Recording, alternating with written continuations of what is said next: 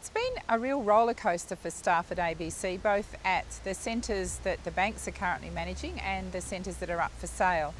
And those workers since the 6th of November have continued to work in those centres and provide absolute quality care to Australian families.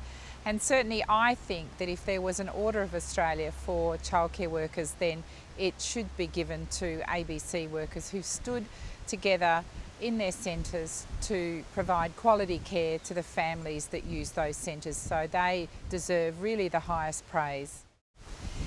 Union members have said to us they want to stay in the centres they're in, and they don't want to have to be taken on as new employees. They certainly don't want to be put back on probation. Some of these workers have been there 15 and 20 years.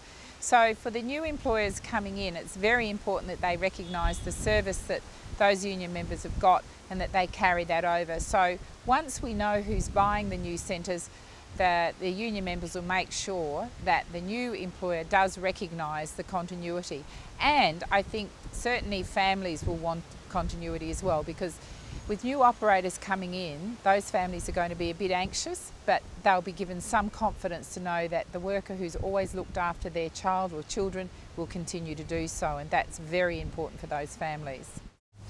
Union members are saying to one another, we've stuck through thick and thin from the 6th of November. We need to continue to stick together until we know the future of our centre.